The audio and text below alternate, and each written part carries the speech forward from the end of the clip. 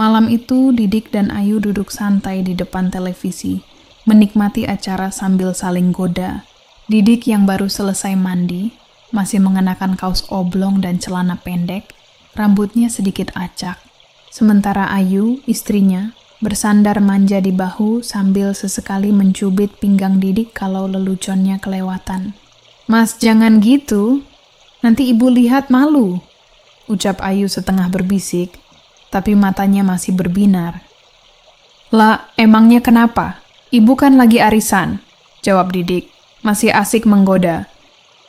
Mereka berdua tertawa pelan, seolah rumah itu cuma milik mereka berdua. Namun tawa itu belum sempat reda saat suara langkah sandal terdengar, disusul bunyi pintu yang terbuka keras. Didik langsung menoleh, Ayu pun buru-buru duduk tegak. Dari arah ruang tamu, tampak Bu Wati berjalan masuk dengan wajah masam.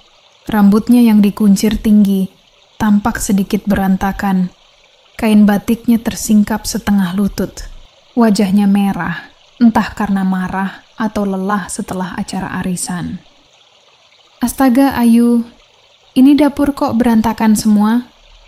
Bentaknya keras, membuat suasana langsung kaku. Ayu spontan menunduk, tangannya meremas ujung dasternya. "Maaf, Bu, tadi habis masak belum sempat beresin," jawabnya lirih. Didik mencoba menengahi. "Tadi saya mau bantu, Bu, tapi Ayu bilang biar nanti aja." Namun ucapan itu malah disambar dengan tatapan tajam dari Bu Wati. "Kamu tuh ya, Dik, Ayu itu jangan kamu manjain terus. Perempuan walaupun kerja, nggak boleh sepelein kerjaan rumah juga." Ayu diam saja. Sudah biasa sebenarnya. Sejak ayahnya, Pak Burhans, meninggal tahun lalu, Bu Wati jadi cepat marah. Dulu, Ayu masih sering membantah, tapi sekarang ia lebih banyak menahan diri. Didik juga berusaha sabar, walau kadang merasa serba salah. Di tengah dua perempuan yang sama keras kepala, suasana jadi canggung. Bu Wati berjalan melewati mereka. Sisa aroma parfum dari arisan tadi tercium samar. Didik sempat melirik sekilas. Perempuan itu masih terlihat terawat meski sudah hampir 40. Tubuhnya tegap, kulitnya bersih, dan tatapan matanya selalu tegas. Ada wibawa yang kadang membuat Didik gugup sendiri. Tanpa bicara lagi, Bu Wati masuk ke kamarnya. Tapi sebelum menutup pintu, sempat terdengar gumamnya pelan. "Pas masih ada bapakmu dulu, gak bakal betah lihat rumah kayak gini."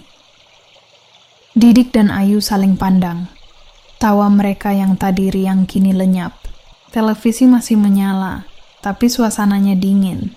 Didik hanya bisa menarik napas, menepuk bahu istrinya pelan. "Udah, besok pagi kita beresin semua bareng, ya," ucapnya lembut. Ayu mengangguk pelan, suaranya nyaris tak terdengar. "Iya, Mas." Namun malam itu, entah kenapa Didik tak bisa langsung tidur.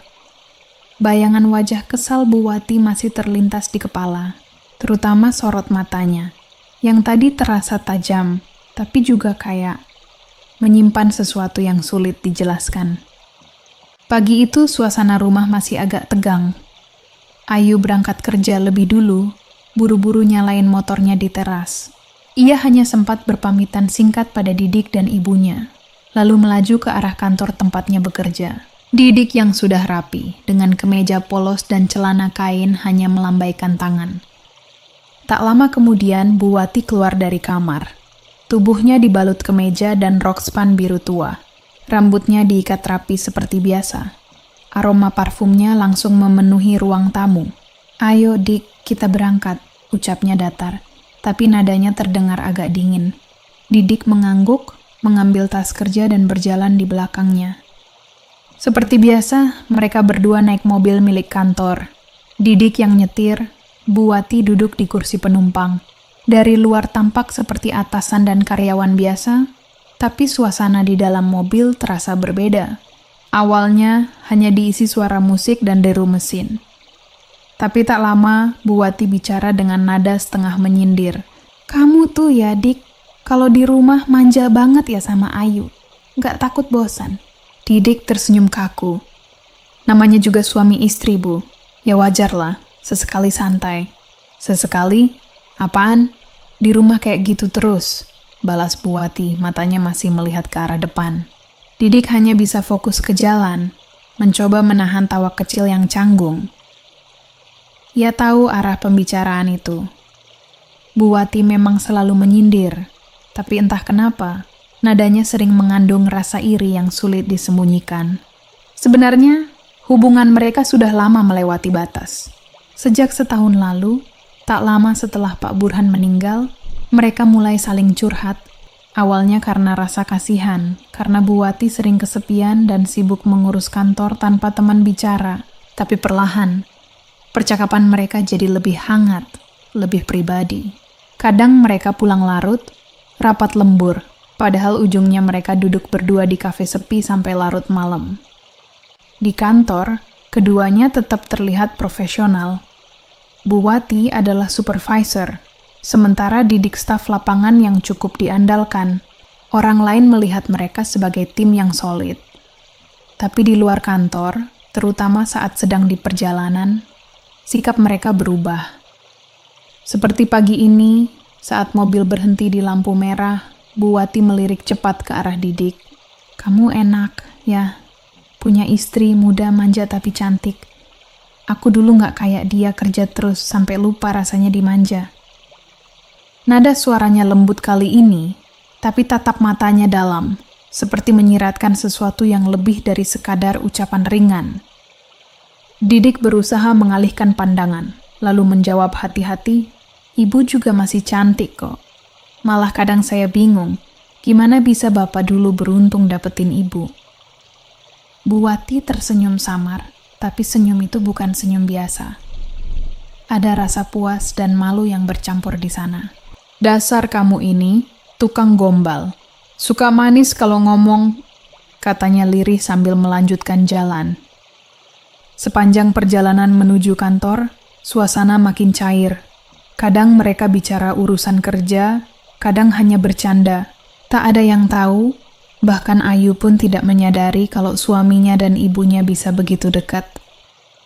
Sesampainya di kantor, Bu Wati kembali berubah. Jadi sosok pemimpin yang tegas. Ia turun dari mobil lebih dulu, menenteng tas kerjanya dan langsung masuk ruangannya. Didik pun mengikuti, seolah tak pernah terjadi apa-apa di jalan tadi. Namun di balik semua kesibukan itu, ada hal yang tak pernah benar-benar hilang di antara mereka. Waktu berdua yang terlalu lama, obrolan kecil yang terlalu akrab, dan rahasia yang makin sulit disembunyikan. Sore itu, jam 4 lewat sedikit, kantor mulai sepi. Pegawai satu persatu sudah pulang. Didik membereskan berkas terakhir di mejanya, terus Bu Wati keluar dari ruangannya sambil menenteng tas kecil. "Dik, kamu udah selesai, ayo pulang," katanya ringan. Didik menoleh, tersenyum sopan. "Siap, Bu." Mereka pun keluar bersama, naik mobil seperti biasa. Di dalam kabin, suasana awalnya tenang. Matahari sore menembus kaca mobil, menimbulkan warna keemasan di wajah Bu Wati. Didik sempat melirik sebentar, tapi buru-buru mengalihkan pandangan. Baru 15 menit perjalanan, Bu Wati tiba-tiba berkata, "Dik, kita nggak langsung pulang ya? Ibu ada urusan sebentar di resort. Katanya ada meeting sama klien dari luar kota." Didik mengernyit pelan. "Meeting, Bu? Setahu saya jadwalnya kosong sore ini." Bu Wati tersenyum samar. "Iya, mendadak. Cuma sebentar kok. Kamu temenin aja." Didik tahu alasan itu dibuat-buat. Nada suaranya terlalu santai, dan tatapan matanya terlalu lama menatap ke arah Didik. Tapi, ia tidak berani bertanya lebih jauh. Ia hanya mengangguk, jalanin mobil melaju ke arah luar kota. Setelah hampir 1 jam, mereka tiba di resort kecil di pinggir danau. Tempatnya tenang, dari luar tampak beberapa gazebo berjejer menghadap air. "Mampir sini dulu, sebentar aja kok," kata Bu Wati sambil turun dari mobil. Didik mengikuti. Mereka duduk di salah satu gazebo, memesan 2 cangkir teh hangat. Tak ada tamu lain di sekitar, hanya suara serangga dan gemericik air yang menemani. Sebenarnya, Bu Wati memulai, suaranya pelan. Aku cuma pengen tenang sebentar, capek, bosen di rumah. Didik menatapnya lama. Iya Bu, saya ngerti. Sejak Bapak nggak ada, Ibu jarang istirahat. Bu Wati tersenyum tipis, lalu menatap ke arah danau. Kadang Ibu iri sama Ayu. Dia bisa ketawa lepas, bisa manja. Dulu waktu seusianya Ibu nggak pernah kayak gitu. Didik terdiam. Kalimat itu sederhana tapi ada sesuatu di baliknya. Ada semacam pengakuan kecil, jujur, tapi juga rapuh. Ia merasa kasihan tapi juga anehnya hangat. Ibu tuh masih kuat kok, ucap Didik akhirnya. Bahkan saya aja kagum, bisa ngurus kantor, rumah, semua. Bu Wati menatapnya. Tersenyum dalam diam. Tatapan itu menahan sesuatu. Seperti ada perasaan yang sudah lama dipendam, tapi tak pernah diucapkan. Beberapa menit, mereka hanya saling pandang tanpa kata. Angin sore bertiup pelan, membuat helaian rambut Bu Wati yang lepas dari ikatan, menari di pipinya. Didik spontan ingin menyingkirkannya, tapi tangannya berhenti di udara. Suasana makin hening. Ada jarak di antara mereka, tapi jarak itu tipis, nyaris hilang. Lalu, seolah waktu berhenti, sesuatu terjadi. Tak ada yang menghindar. Semua yang terjadi, spontan terjadi begitu saja. Sampai lupa tempat dan status di antara mereka. Yang jelas, setelahnya mereka hanya duduk terdiam lama. Teh mereka sudah dingin, matahari perlahan tenggelam di balik pepohonan, dan tak ada lagi pembicaraan panjang. Sampai akhirnya Bu Wati berbisik, seharusnya kita nggak boleh kayak gini, Dik. Didik menunduk. Iya, Bu. Namun dalam hati, keduanya tahu, apa yang baru saja terjadi tak akan semudah itu dilupakan. Setelah merasa cukup lama berdua, Bu Wati akhirnya berdiri. Udah, ayo pulang. Didik mengangguk tanpa banyak kata.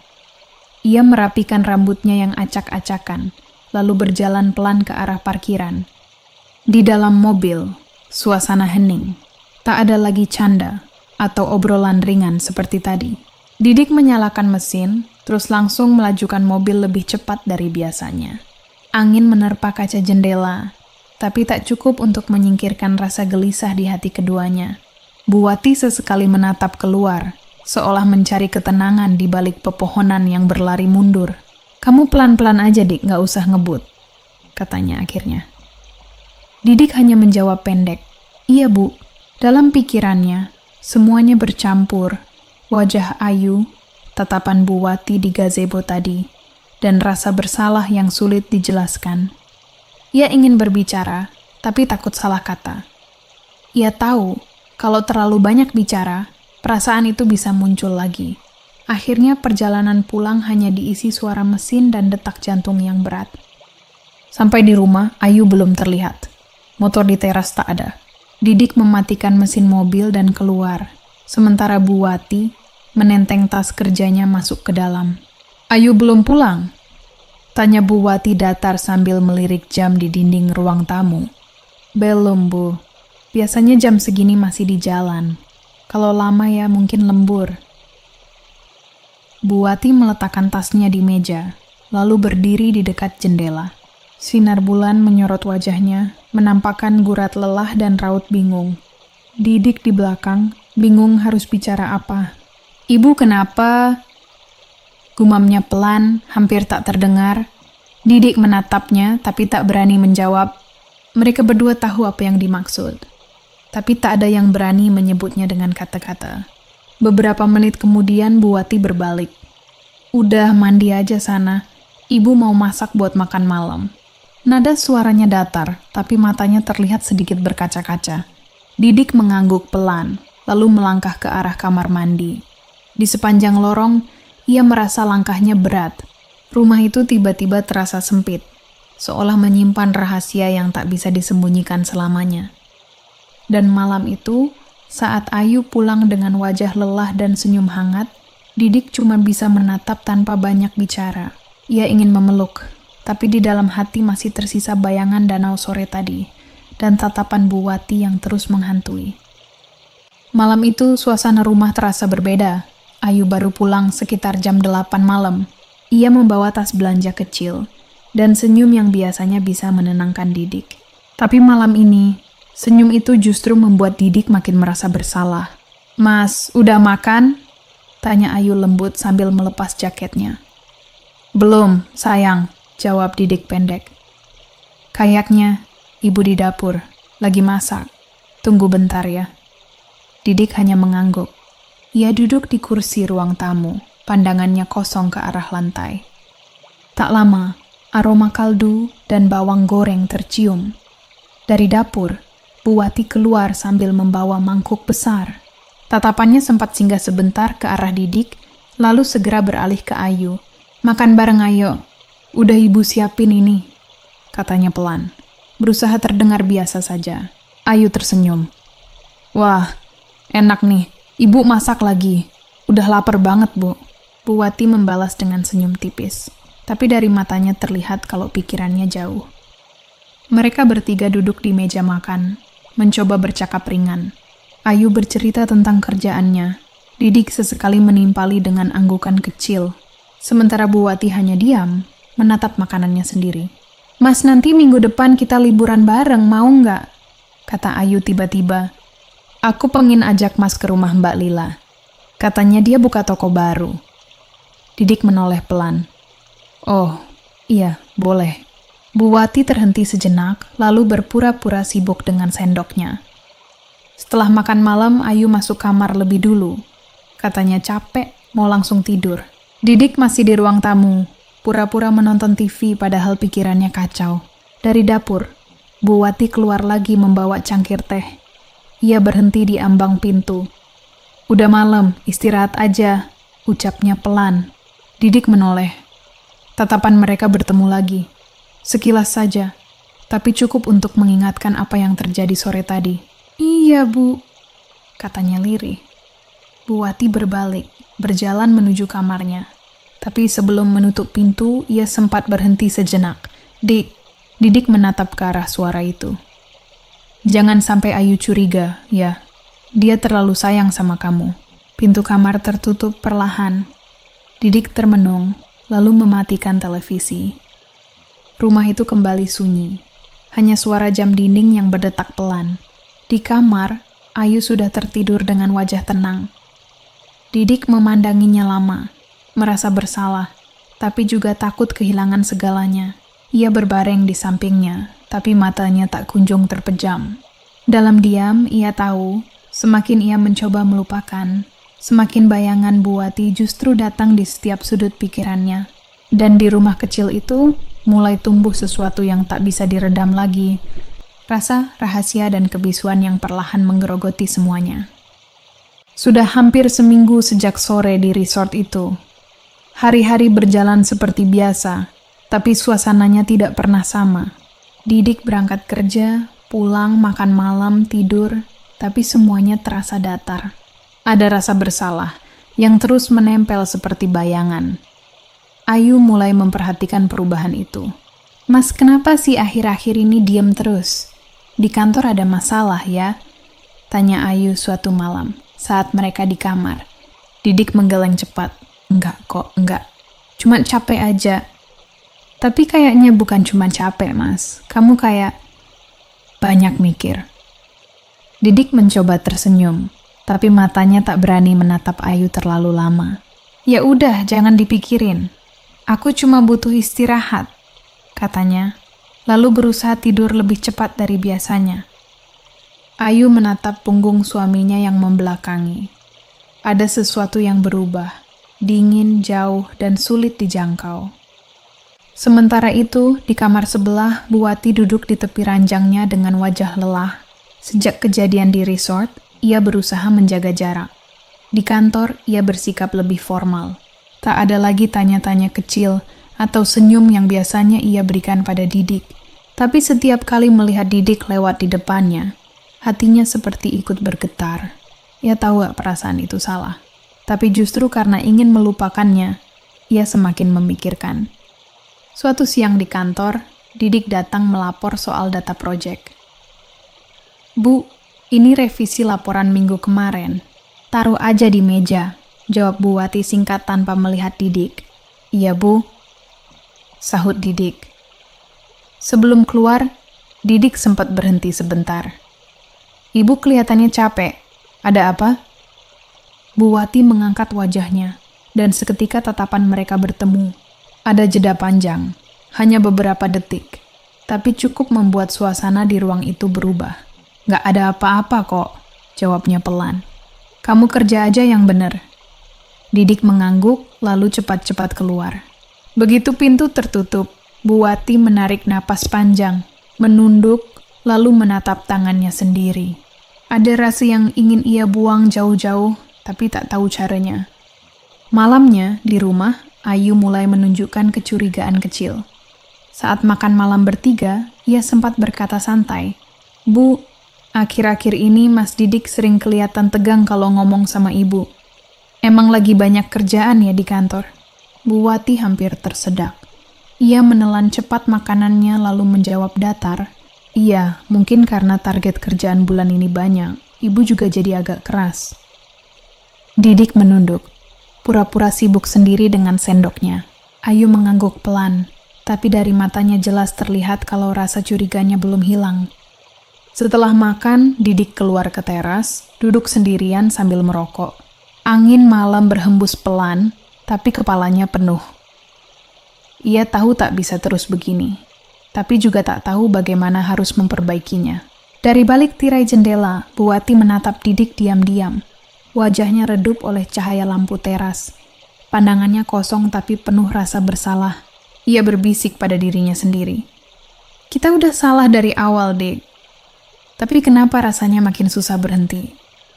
Dan malam itu, 3 orang di rumah yang sama tertidur dengan pikiran masing-masing. Satu diliputi rasa curiga, satu dihantui rasa bersalah, dan satunya lagi terjebak di antara keduanya. Besoknya, di malam itu suasana rumah sepi. Hujan baru saja reda, meninggalkan hawa dingin yang samar masuk lewat jendela. Bu Wati belum pulang, sudah bilang ke Ayu lewat telepon tadi sore. Didik baru selesai mandi, sementara Ayu duduk di ruang tamu sambil memainkan ponselnya. Tapi matanya sesekali melirik ke arah pojok sofa. Ponsel Didik tergeletak di sana. Tiba-tiba, layar ponsel Didik menyala sebentar, menampilkan notifikasi pesan masuk. Ayu awalnya tak berniat macam-macam, tapi rasa penasaran menang. Ia mendekat perlahan membaca sekilas tulisan di layar. Pak Boy, jadi sore ini aja ya, tempat biasa. Aku udah kangen ngobrol. Ayu mengernyit. Nama kontaknya biasa saja, tapi terasa aneh. Pak Boy. Tapi gaya bahasanya terlalu lembut. Bahkan ada emoji senyum kecil di ujung pesan. Jangan lupa bawa file yang waktu itu ya. Aku tunggu di parkiran belakang jam 8. Dada Ayu berdegup cepat. Ia menatap jam dinding. Sudah hampir jam 8 malam. Didik sedang ganti baju di kamar, siap berangkat entah kemana. Mas mau kemana lagi? Tanya Ayu. Suaranya berusaha terdengar biasa. Didik menoleh cepat. Ada teman kantor minta bantuin bentar, Yu. Nggak lama kok. Teman kantor? Pak Boy itu? Ayu sengaja menatapnya dalam-dalam. Didik sempat kaku sepersekian detik sebelum tertawa kecil. Ya. Iya, itu teman lama, cowok kok, sayang, namanya Boy. Ayu nggak banyak tanya lagi, cuman pura-pura tersenyum. Tapi hatinya nggak tenang. Cara Didik menjawab terlalu cepat, terlalu meyakinkan. Justru bikin curiga. Setelah Didik berangkat, Ayu masih teringat gambar di layar ponsel Didik. Ada satu hal yang makin memperkuat perasaannya. Foto profil Pak Boy bukan foto orang, tapi gambar bunga mawar merah. Khas banget seperti yang sering dipakai Bu Wati. Ayu terdiam lama di sofa. Ada perasaan sesak yang nggak bisa ia jelaskan. Ia mulai teringat kembali semua perubahan Didik akhir-akhir ini. Sering pulang telat, lebih rapi dari biasanya, dan suka senyum-senyum sendiri saat ada pesan masuk. Malam nanti akan jadi ujian besar buat Ayu. Antara kenyataan pahit atau kecurigaan yang berlebihan. Langit malam itu gelap tanpa bintang. Sisa hujan sore masih menetes, menimbulkan suara rintik yang pelan di halaman rumah. Didik keluar dari rumah dengan alasan ketemu teman kantor. Tapi bukan kantor yang ditujunya malam itu. Di parkiran sebuah kafe pinggir jalan raya, Bu Wati sudah menunggu di dalam mobil. Lampu menyala samar, wajahnya tampak lebih muda dari biasanya. Rambut terurai, parfum lembut memenuhi udara. Masih sempat datang juga, Dik, katanya sambil tersenyum tipis. Didik menghela napas kecil. Ya gimana kalau ibu yang ngajak, masa saya nolak? Mereka saling menatap sesaat, lalu mobil perlahan melaju keluar dari parkiran. Bukan menuju ke arah kafe lain, tapi bukan juga ke tempat kerja. Malam itu, mereka menuju sebuah penginapan kecil di pinggir kota. Tempat yang sepi, jarang dilewati orang. Sementara itu, tanpa Didik sadari, seseorang memperhatikan dari kejauhan. Teman Ayu, Winda, kebetulan lewat usai menghadiri acara reuni di depan penginapan itu. Ia sempat heran melihat Didik turun dari mobil bersama seorang wanita yang dikenalnya, Bu Wati, ibunya Ayu. Winda spontan mengambil ponselnya, kemudian memotret dari jauh. Lampu malam itu cukup untuk menangkap wajah keduanya. Didik dan Bu Wati masuk ke penginapan yang sama, dengan gestur yang menunjukkan kedekatan mereka. Beberapa jam kemudian, menjelang tengah malam, Didik akhirnya pulang. Ia tampak letih tapi berusaha santai. Rumah sudah gelap, hanya lampu teras yang menyala. Ayu tertidur di kamar, tubuhnya meringkuk, ponsel di samping bantalnya. Didik duduk di tepi ranjang sebentar, menatap wajah istrinya yang damai. Ada rasa bersalah menekan dadanya, tapi ia menepis cepat-cepat, seolah semuanya cuma mimpi. Ia lalu rebah perlahan di sebelah Ayu, berpura-pura seolah sudah tidur lama. Di sisi lain kota, Bu Wati masih di penginapan itu, sendirian. Ia menatap jendela dengan pandangan kosong. Hujan mulai turun lagi, tipis-tipis. Ada senyum kecil di bibirnya, senyum yang menyimpan rahasia, sekaligus bahaya. Keesokan harinya ponsel Ayu berbunyi. Pesan masuk dari Winda. "Yu, aku nggak enak ngomong, tapi semalam aku lihat Didik sama Bu Wati di penginapan. Nih, aku kirim fotonya." Ayu menatap layar ponsel tanpa suara. Foto itu jelas. Wajah Didik dan Bu Wati. Lalu tulisan neon penginapan di belakang mereka. Tangannya gemetar. Perasaannya tak karuan.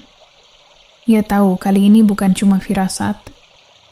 Sejak pagi, suasana rumah terasa aneh. Ayu hampir tidak berbicara sepatah kata pun pada Didik. Ia hanya menjawab secukupnya. Tatapannya tajam tapi menahan sesuatu. Didik sadar, tapi pura-pura tidak tahu. "Aku kerja dulu ya," ucap Didik sambil meraih kunci motor. Ayu hanya mengangguk, tidak menoleh. Di dalam hati, Ayu sebenarnya sudah tidak tahan. Foto dari Winda terus menari-nari di pikirannya. Ia tidak langsung menuduh, tapi mulai menyusun rencana. Hari ini, ia sengaja izin pulang cepat dari kantornya. Ia ingin tahu seberapa jauh suaminya berbohong. Jam menunjukkan pukul 3 sore ketika Ayu tiba di depan kantor Didik. Ia memarkir motornya agak jauh, bersembunyi di balik deretan mobil karyawan. Dari tempat itu, ia bisa melihat siapa saja yang keluar masuk. Sekitar 1 jam kemudian, Didik keluar bersama Bu Wati.